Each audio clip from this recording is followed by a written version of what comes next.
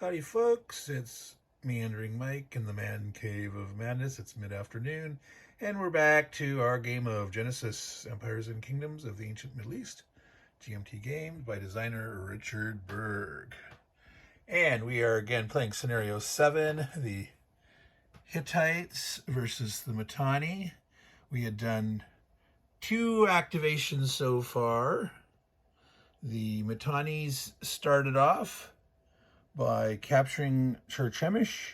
At the beginning of the Hittites' turn, they had a event of barbarian activation. The Sea Peoples came in and took Ugarit and fought their way inland to Hamath.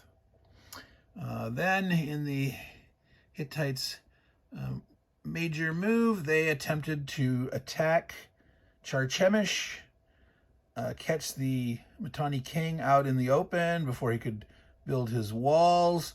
Well, they miscalculated. They had they were at a slight disadvantage troop-wise, but the dice rolls favored the Mitanni.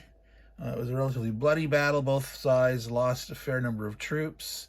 The Hittites lost 9 battle points worth. The Mitanni lost 8. The critical difference there is that the Hittites had to lose 1 more chariot than the Mitanni. So the Hittites are down to 1 chariot left. The Mitanni are at 2. So currently they have the upper hand. Now we drew the next activation, and it is the Mitanni. So that is the question, is what should they do now? Do they want to try to pursue the fight and attack on? Or, while we have the Sea Peoples rampaging around in the backfield here, they still have all these troops are actually in this square here under the king. I'm just leaving them out there. And, you know, there ain't troops back here, so maybe the Mitanni should come in here and deal with this problem. So that's where we're at. We're in activation phase here for the Mitanni. So we start. Oh, let me remember. There's 2 things I need to address. In our battle that happened here, this was king on king. When a king loses a battle, he's normally carrying his treasury around, or the bulk of his treasure around with him, because he doesn't trust the people back at home. So the Mitanni actually get to loot some money from the Hittites. So when this occurs, when you have a battle like this, you get to roll a die 6 and steal 10 to 60% of the treasury. So the Hittites have only 6 left, and the Mitanni get to steal 50% of it. Oh my goodness. So let's make some change here. He's down to 3 left, and the Mitanni say, "Oh, thank you very much. I'll take your 3."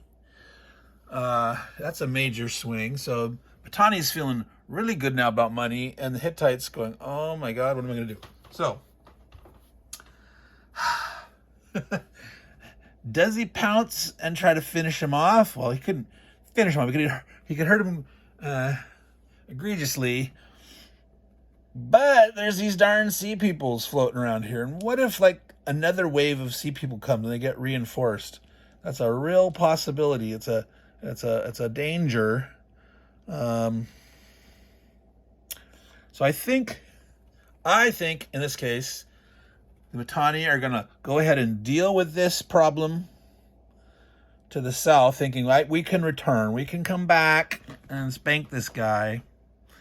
But he will make that decision when we actually get to that point. We got one more thing to take care of, and that is when you win a battle and you kill infantry strength points, you get to take a slave. So the Mitanni get a slave here because they killed infantry here. Now, the sea peoples, the barbarians and the minor kingdoms, they don't take slaves. They don't. I mean, they would. They probably do. But for the purpose of this game, the barbarians and the minor kingdoms don't deal in slaves and peasants. All that's just the armies doing their thing, fighting, conquering, etc., raiding. So if he comes back and he kills infantry of barbarians or minor kingdoms, you can take slaves from them, but they don't take slaves. All right, so that was what we needed to finish off from the previous activation of the battle, where the Hittites had attacked the Mitanni and lost and had to regroup back to this city here. All right, so now we're at the point where we can look here again and say, okay, activation phase, payment segment, and card segment. So the Mitanni say, yeah, I got plenty of money. I don't mind paying my taxes here to get me a card. Oh, and remember, they had this Amun Ra, which is cancel a card played by another player.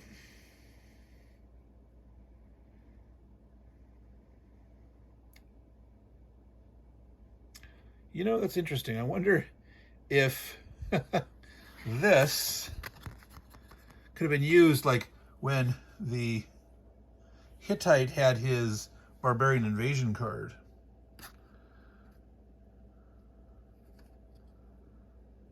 Any card played by another player must play this card before any use of the card to be canceled takes place. So say, it's the barbarian invasion. You would have to, I would say I'm going to cancel that before we actually rolled. So it says, okay, I'm going to roll on the table. That's part of the use of the card, right?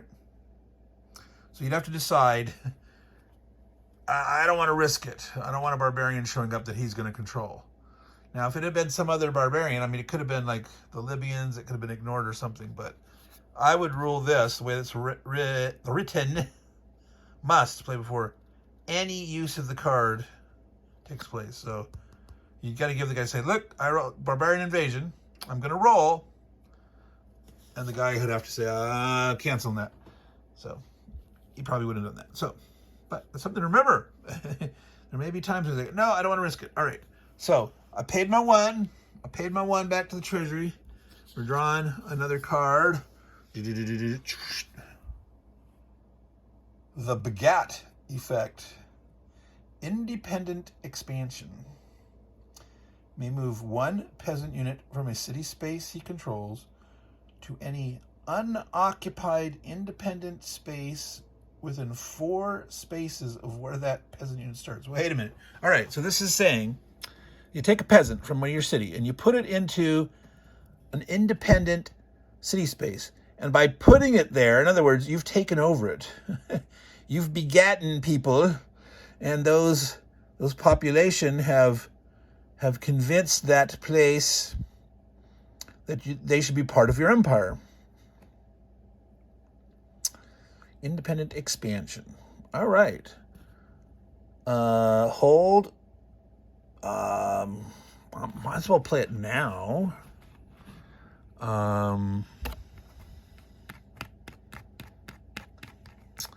So you got to remember, at the end of the whole turn, you only get to keep 1 card.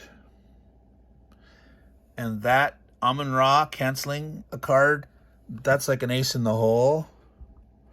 So I think we're going to use this. So the Mitanni needs to find a spot. So like he could use it to like grab that, expend that. There wouldn't be any defense there yet, but he could start moving stuff up.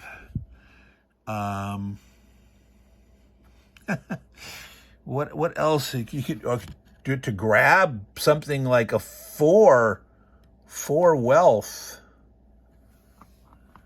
Now, see, that's controlled by the barbarians right now. Yeah, 4 wealth. That you can't pass that up. Now, is there a peasant? 1, 2, 3, 4. Nope. See, by not having any peasants down here, he's done himself a disservice. So this is something to think about for the future when you play, is if you're on the fringe of an area with a whole bunch of independents, it might be nice to have a peasant having been sitting around there, just the chance that you draw this. Now that's like, that's sort of playing the meta, but that's a thought in terms of optimizing your potential expansion here. So that's not connected. Wow, that's a 1, 1. Yeah, that's too bad. I can't get those. Yeah, so this, maybe he doesn't play this right now, and his plan is to do a minor move.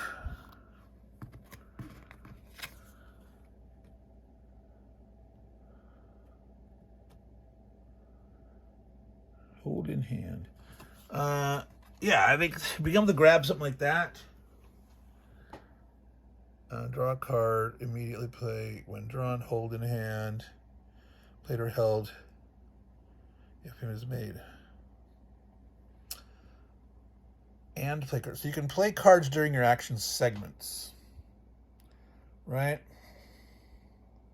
As long as you made the payment. So, yeah, all right. So, he's got that card, and that's what we're going to do. We're going to do a minor move. Yes, as long as he can get 1 movement point. So, yeah, we're going to move one of these guys. So we're going to do a minor move. A minor move gives you 1 to 6 movement points. 1! He moves to there. All right. 1, 2, 3, 4. We now play this card. Within 4 spaces. Bum, ba-dum. He goes, oh, 1, 2, 3. And he now controls Mari with its 4 wealth. All right. Cool beans. All right. So now we've got another minor move. We're going to go ahead and we're going to finish this. We're going to pay 2. Grab him from the right guy. I should have put the Hittite up here and the Mitanni down here. That would have been smarter, yes. So 2 money, and boom, we finish this guy. Monument. There's another monument. So he only had 1. Remember, he lost 5 of his money from that event. It was painful, but he's doing much better now. He feels much more at ease that he has looted extra money and all that goodies. All right, so those are 2 minors. I don't want to get too cocky. Yeah, so can't build up here. We got a slave here. So actually it'd be nice to move a peasant into here to build about the wall, but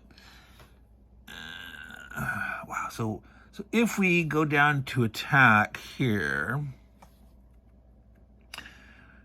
he can always declare his major move, roll, see how many points he gets, and then decides what he's going to do. He's going to do something, right? We did the 2 minors. We took advantage of this. We finished that. Yeah, it would be good to have a dude there. So yeah, how much? God, he doesn't want to abandon that. It's almost like, well, maybe he has to try to pound on this guy again. The guy will almost certainly defend in the city, since he would have chariot disadvantage. That's an extra 2 shifts. And plus that's 4 BP for him, only 2 BP for him, battle points, basically battle strength. So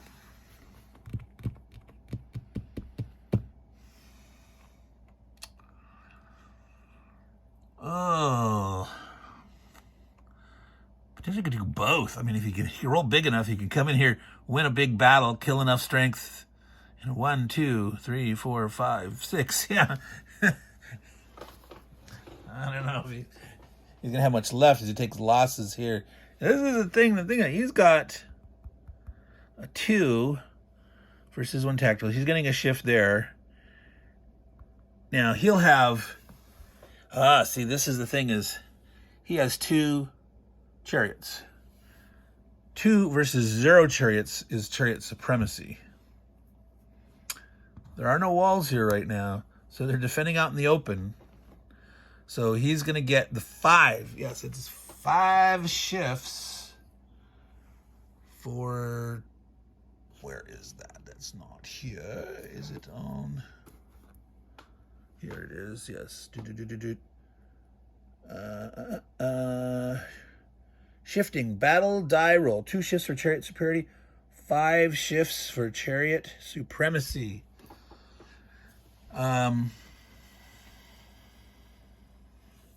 So normally they'd have the 2 for their peoples. And he's having a 3, but he'd have 5, so he'd be up 2, and then there'd be the differential for strength. Well, let's declare the major move and roll, and then see how many points he has. 5, 6, 7. He's adding 2 there, so he's got 7.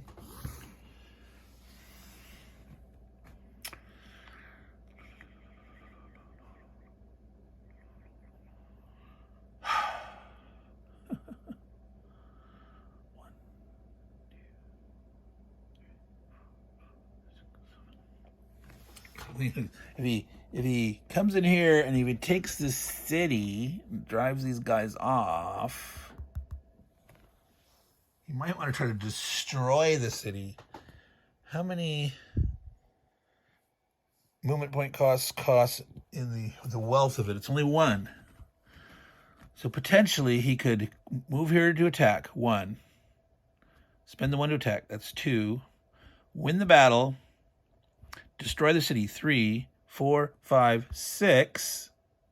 Attack 7. So he potentially could do all that. Now he could come down this way. 1, 2, 3, win, 4, 5, 6, 7, and end there, ending with his forces up here. And depending on how bloody this was, he could just end back here defending it.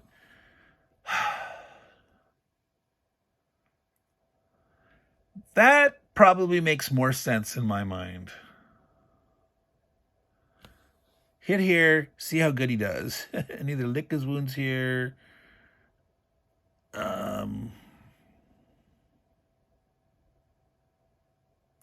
Yeah, coming down here, taking this guy out, and then seeing, you can defend. You know this guy's kind of poor. He's only got 3 left. He's got 3 activations coming up, but that means nothing to spare at all. But if he comes in here and fights and wins, you could potentially loot more out of the 3. But if you lose, he's could potentially lose all that. So let's do this. Let's come down here and then potentially also hit there, but we're gonna do that. All right. Now, a slave by itself does not control. We have to leave 1 guy behind. That's the only problem. In either case, we got to do that. We don't have the walls. Well, even if we had the walls, with the walls down, we could take it back just by walking in, but so could this guy if things go bad. A peasant can control a city. The slaves, if they're left alone, the slaves disappear.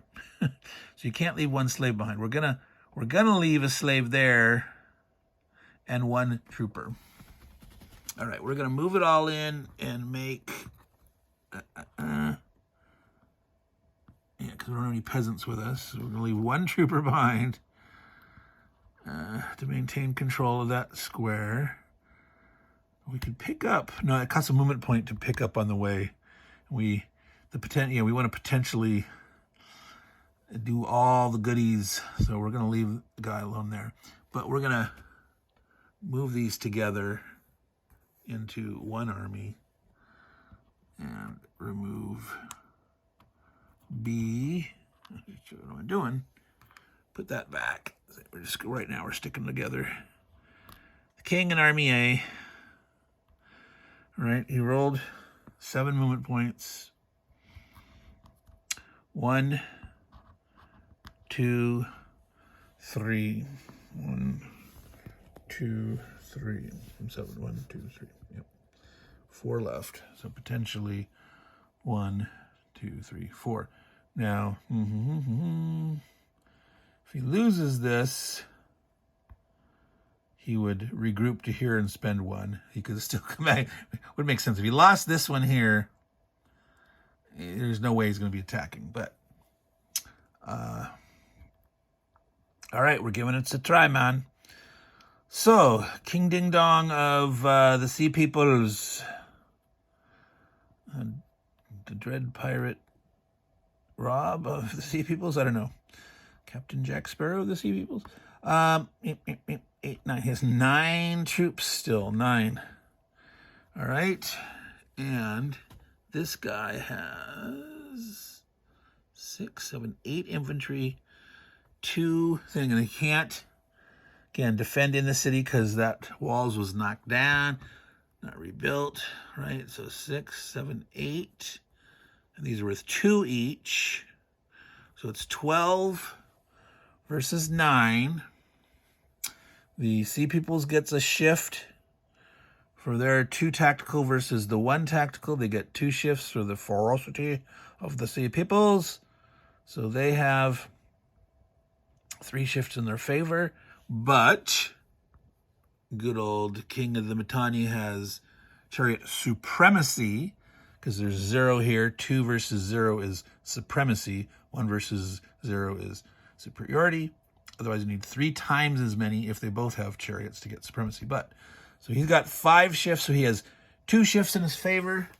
Plus, we look at the differential. Let me grab the chart. Battle odds. So the bigger force attacking 12 versus 9, right? Yes, 9. 6, 7, 8, 9. All right, so that's 9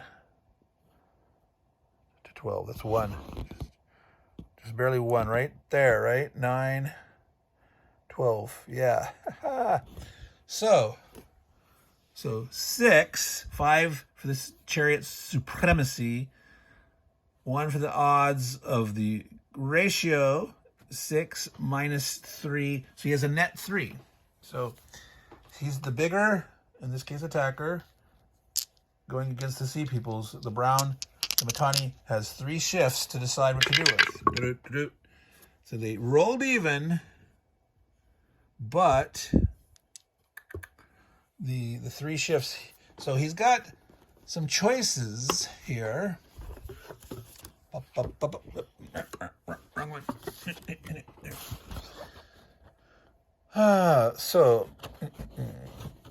So right now, if he puts it all on offensive and makes it up to 70% against the Sea Peoples, 9 troops, the 70 column would be 6. Yeah, 6. That's 6 right before the 7. 6. All right, that's if you put everything to kill.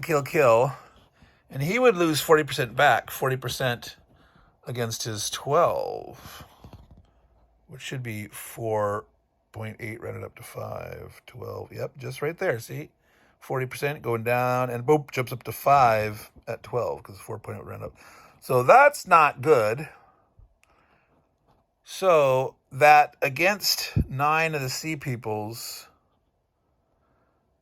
the 6 at 70%,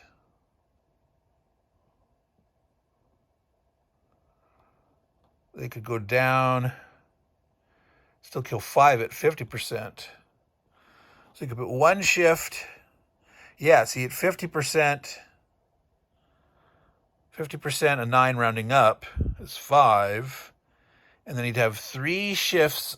No, 50. You only have to have 1. Yeah, he's got 3 shifts net. Correct? 5, 6, 3. Yes. 3 shifts net, we said. So he could have been 1 shift to increase his percentage killing ability to make them lose 5, and he could go down 2 on his and only take 20% of his 12, which would only be 2, because then 2.4 is not yet running up. That sounds like mathy, but it makes sense, right? All right. So that's what we're going to do. 5 losses to the Sea Peoples, 2 losses to the Mitanni. All right. Now,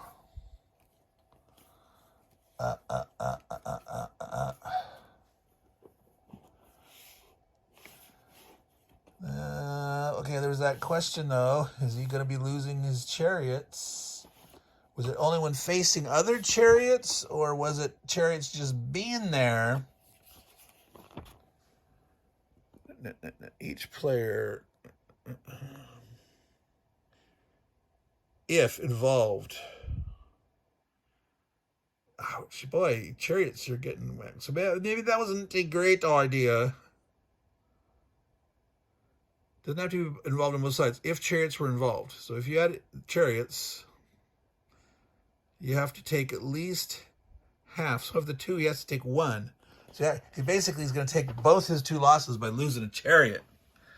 Ouch, he just lost his chariot superiority. He's back to parity.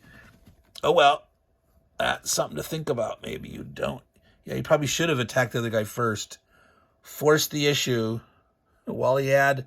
No, he'd only have 2-1. He'd only have had superiority, not supremacy, against the Hittites. But all right, so we lost that. That was his losses. What was it? 5. Yeah, 5 roundup. So 5 losses by the Sea Peoples. Oh, yeah. And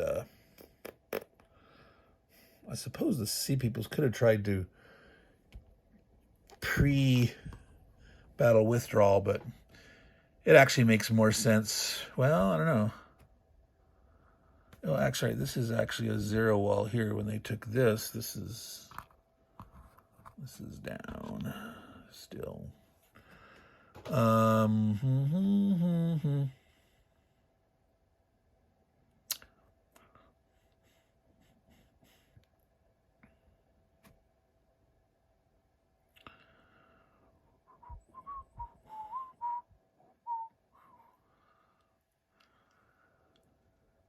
Well, they could try to retreat now.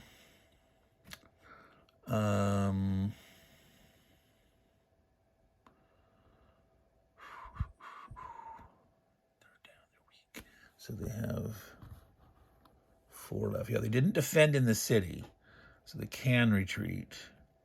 So actually, they could elect to retreat now and take 10% less losses. And so instead of 50, it would be down to 49. Let's see if you can see that there. 104. It would only reduce it by 1.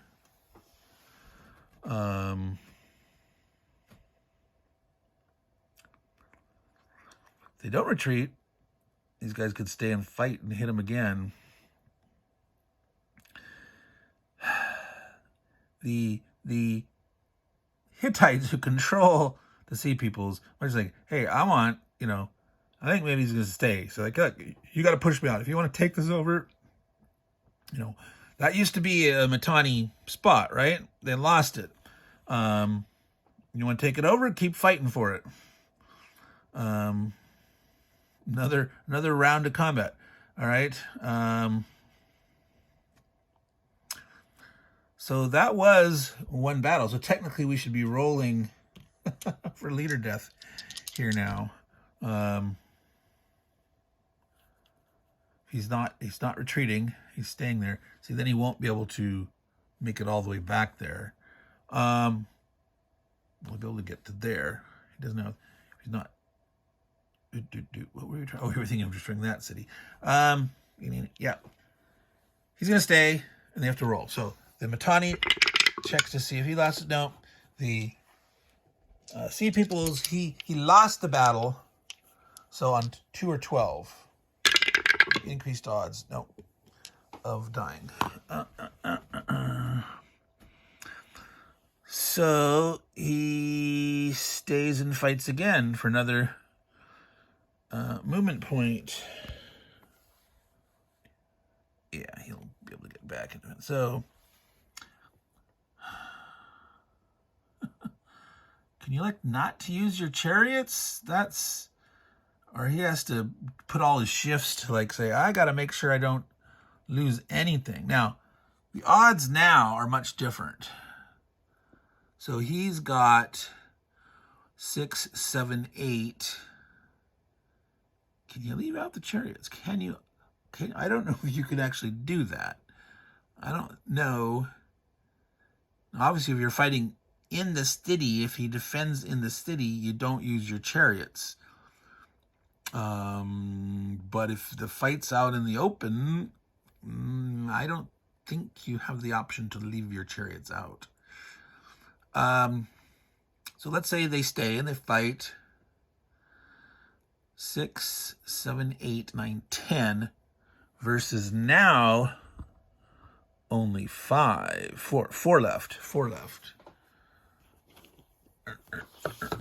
Where is... Yeah, I need to slightly... If I had more table room here, I could keep these charts easier at hand. So I got to get my big table all cleared off right now. I'm like on a card table now with a pile of banker's boxes at the side. So 10 versus 4 is 2 odd shifts. All right. Yeah, well, I don't know if he's no longer has supremacy. He only has superiority. That's only 2 shifts. So the Sea Peoples, they're darn +2, and the king is 1, so that's 3. And he's got 2 and 2, right? Isn't that what he said? 10 versus 4 is a 2. He's only a net +1 now instead of +3. So I think maybe he backs off.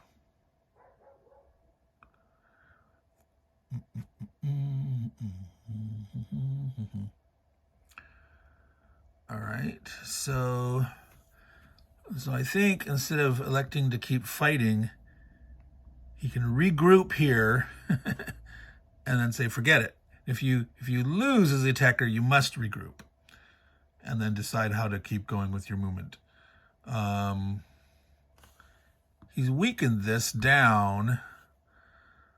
I mean, they can still maraud a bit, but not as extensively and hold all that stuff. But do they keep holding it or do they just keep charging forward? I don't know. Wow, it only have 1 odd shift. That's too risky, man. Those Sea People are nasty with their built-in 2 extra shifts. And the fact that right now their king is better. A 1-2 is a pretty wimpy king, you know. It is what it is. Yowza. All right. Yep. I'm going to say no. They hurt him. Wasn't as good as we hoped.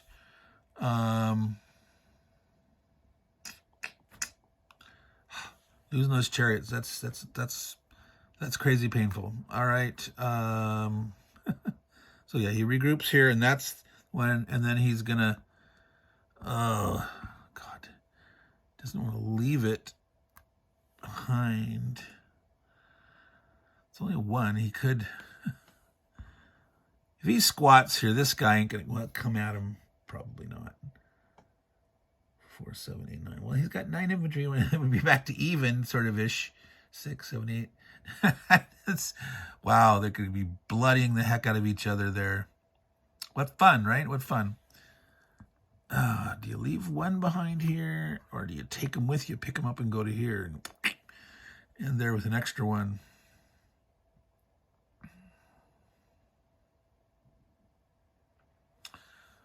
Oh boy, oh boy. It is only a 1. Wow. Hard choices. Well, let's just do something. Let's do something. We'll leave the 1 there. And we'll go 1, 2 here and have a movement point left over, and we'll be there.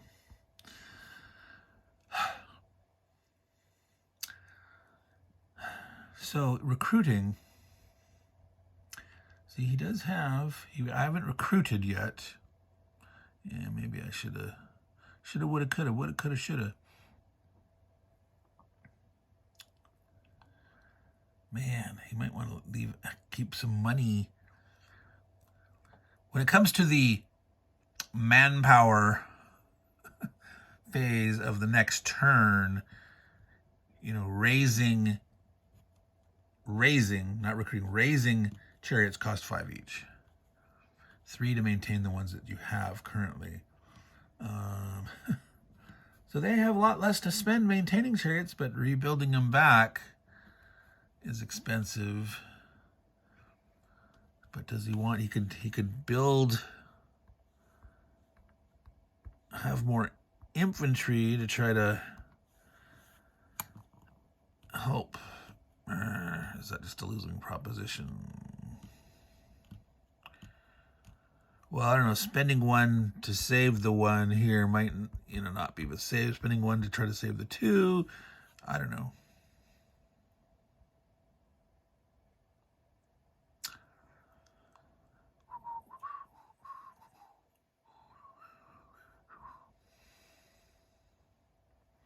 Well, I'm going to spend 1, 2. I'm going to put it in the army. All right, so we recruited 1 here.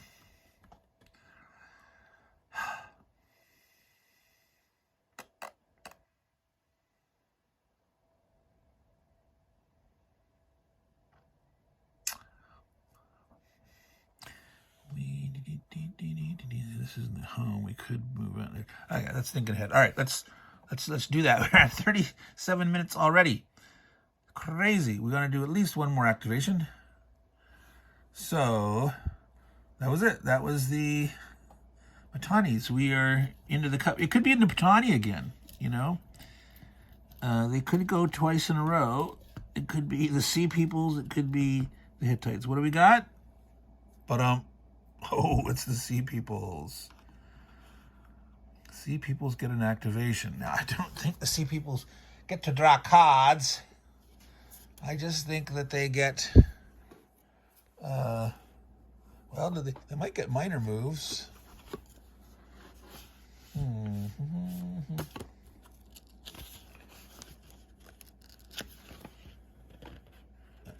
Barbarians. There was a whole section just on the Sea Peoples. The King. Minor kingdoms. They're not a minor kingdom. It's a barbarian control. The Sea Peoples.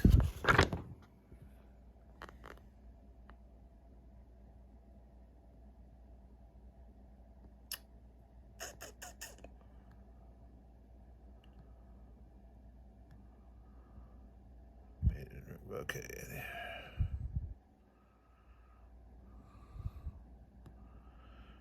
The player places the activation marker. Major move only. No minor moves, no recruiting. All right. There's no cost to use it. Nora's card drawn.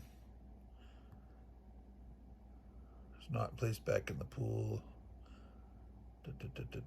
See, people are not removed at the end of a turn. All right. So it's just a activation for a major.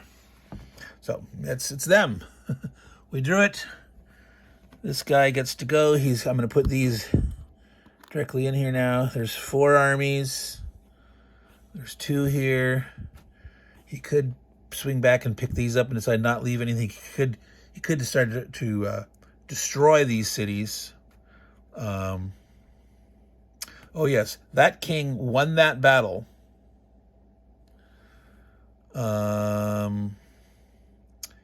He defeated infantry. He actually gets to take another slave.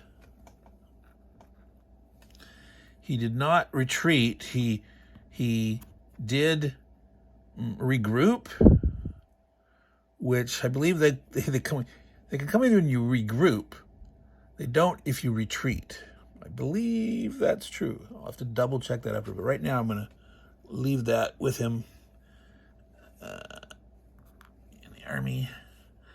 So he does actually have 2 slaves there potentially. Actually, he will just drop that off here now. So there are 2 slaves. So they could potentially build up the walls when they have another minor move, which they don't had last turn because they finished the monument and they moved the guy down here. Blah, blah, blah. So, yes, they won that battle. They killed infantry. They took a slave. He has no treasury. They lost, but he has no treasury. So, do the sea peoples keep pounding, trying to hurt other big cities? Do they spend time to destroy? And the movement cost of destroying is equal to the economic wealth. So, that's 4 right there. That's 2. But let's roll his. How much has he got? He's taking his move. He's adding 3 to this. His campaign rating. Only 4. 1 plus 3. So, 4. The Mitanni started to do a little sigh of relief there. That king is a little tired or something. Maybe he has hemorrhoids. He's not on his game.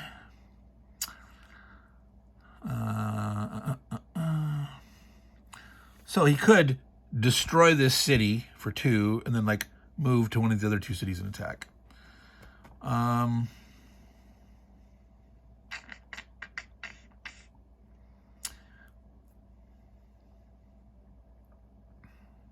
The original plan was to stay away from this guy and cause trouble. I mean, it did. He ended up weakening himself. This guy's now nowhere near as big as he was. He did lose a big chunk of his troops. He could go 1, 2, 3, 4, and potentially take 2 places.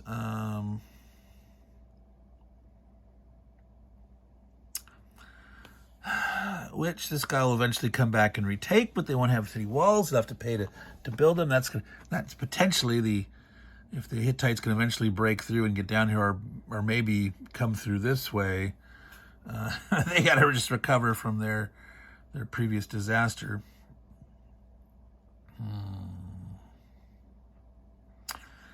I kind of like the idea of. Oh, they could come here. Well, they're all 2. I was thinking he could come here to try to defeat that and then destroy this city.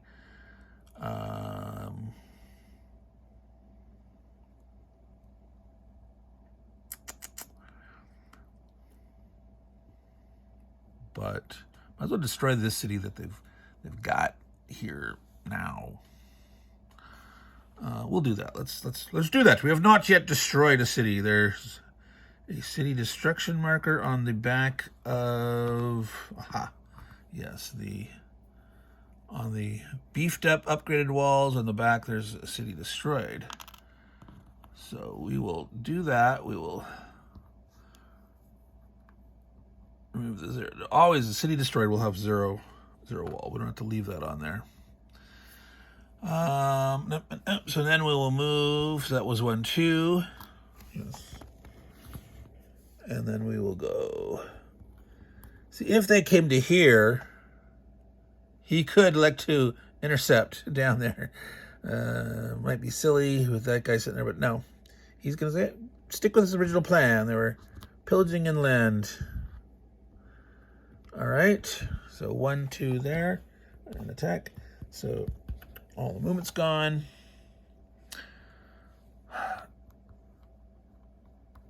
So we got 4 strength points. This guy is defending in the walls. It's a 3 strength 4, so it's 4 against 4 strength wise.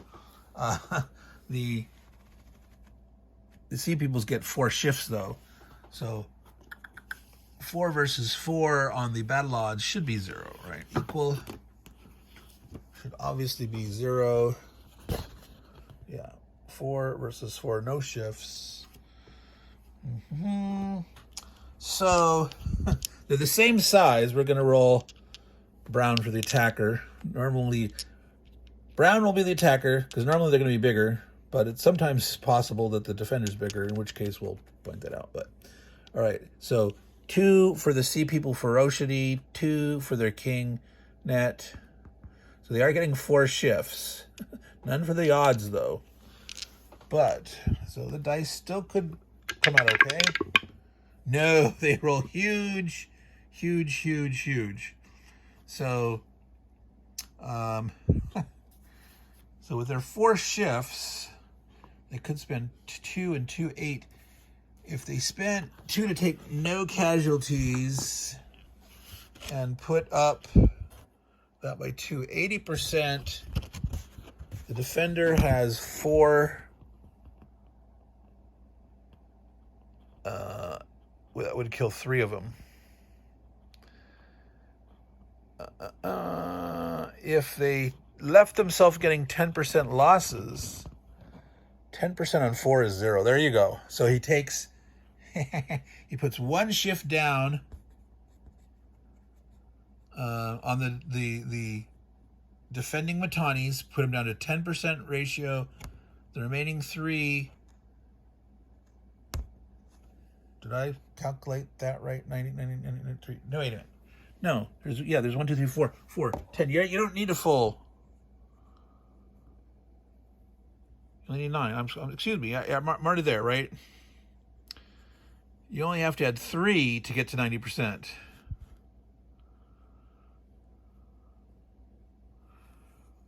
Which against 4 will kill all 4. And 1 down 10% will be 0. Yes. So yeah, I was figuring if I put that down to 0, 2 left up to 8. But we can put 3 up to 90%, kill them all, put that down by 1, and take nothing. So in this case, boom, he rolled. The differential was good enough with his 4 shifts that he's able to destroy this infantry and all the walls, lose nothing, and another city has fallen. 3, 4, right, yeah, everything. So the sea peoples are a pain, but that was all their stuff. They destroyed this and they conquered that. They're not going to get any more activations this turn, and so that's the extent of which the Hittite controlling them, because they only control them through the end of this turn, and then they're just going to sit there. They're not removed, unlike other barbarians. They'll sit there for another potential barbarian invasion activation, which could be the Hittites again, or it could be the Mitanni could get control of them. And then they would do what? They would probably, I'll move this way and try to start moving that way or something weird, right? Okay. So that was that activation. We are 50 minutes in. I think we will call that good there. We're not going to pull another one because it could be another Mitanni or Hittite at this point. We do not know. Well, we'll draw it, but we're not going to play it. So it's Meandering Mike in the Man Cave of Madness, playing Genesis, Empires and Kingdoms of the Ancient Middle East. We are on doing scenario 7, Hittites versus the Mitanni. We're in the middle of the first turn, which is historical turn 5 on the track, which is 5, 6, 7. It's our first turn of this scenario. And we'll draw to see what the next one will be. All right, Scully, what do we get? Reaching in. And it is, ba-bum, Mitanni get to go again. Now, oh, yeah, let me put it up here. I'm putting them up here to show that's going to be active. So that's what we'll do next, folks. So till next time, all you good folks out there, take care and ciao.